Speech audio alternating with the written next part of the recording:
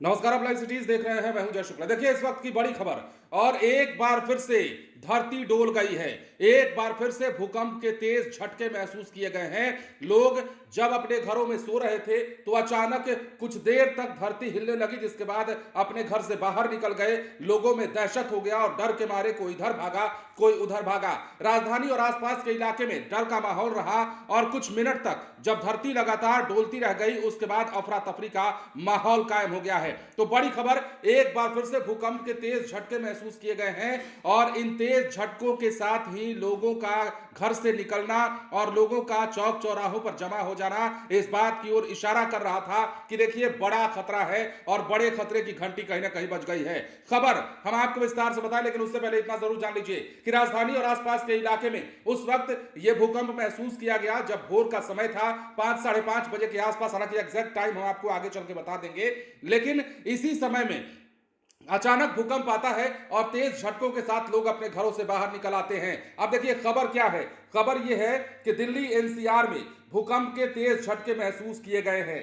सुबह सुबह अभी लोगों की नींद भी नहीं खुली थी कि जोर जोर से बेड और खिड़कियां हिलने लगी। लगातार दो झटकों से हर कोई सहम गया। काफी तेज झटके महसूस हुए। सुबह 5:37 पर भूकंप के झटकों से लोग डरे। लोग घरों से बाहर निकल आए। भूकंप की गहराई 5 किलोमीटर नीचे थी। भूकंप की तीव्रता 4.0 मापी गई है, लेकिन झटके काफी तेज महसूस किए गए हैं। नोएडा से लेकर दिल्ली तक हर कोई कुछ मिनटों तक डर के साए में रहा। घर से बाहर लोग निकल भी गए थे। भूकंप के तेज झटके इतने लगे कि लोग दहशत में इधर से उधर भागे। दरअसल भूकंप का केंद्र नई दिल्ली था, इसी कारण कम तीव्रता होने के बावजूद झटके काफी तेज महसूस हुए। भूकंप के बाद दिल्ली पुलिस ने हेल्पलाइन नंबर भी जारी किया है। किसी की भी सहायता के लिए 112 पर डायल करना होगा। हालांकि भूकंप के तेज झटके आए, लेकिन अभी तक किसी जान माल के नुकसान की कोई खबर नहीं है। दिल्ली में भूकंप के बाद कई लोगों ने सोशल मीडिया पर पोस्ट किया। नेताओं ने भी भूकंप को लेकर पोस्ट साझा किया। बीजेपी नेता तजिंदर बग्गा ने लिखा भूकंप, वहीं कांग्रेस के अलका लांबा ने भी इसी तरह का पोस्ट किया।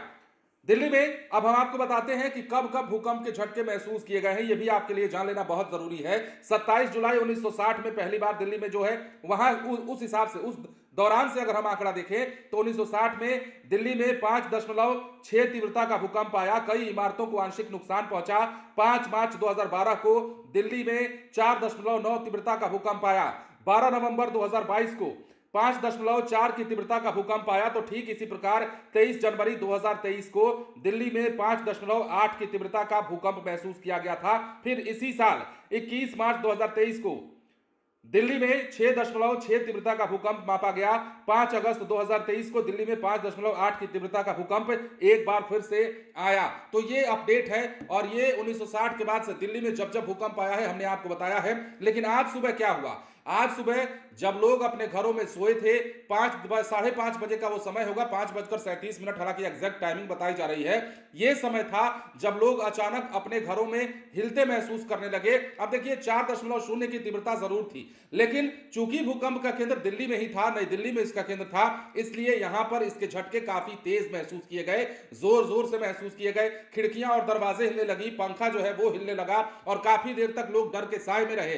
कुछ मिनटों तक लोग दहशत में रहे और इसी कारण लोग घर से बाहर निकल आए। अब देखिए यह भी जानना आपको जरूरी है, अगर भूकंप आता है तो आपको क्या करना चाहिए, कैसे सुरक्षा बरतनी चाहिए और कैसे सावधानी बरतनी चाहिए, आपको वो जान लेना भी जरूरी है।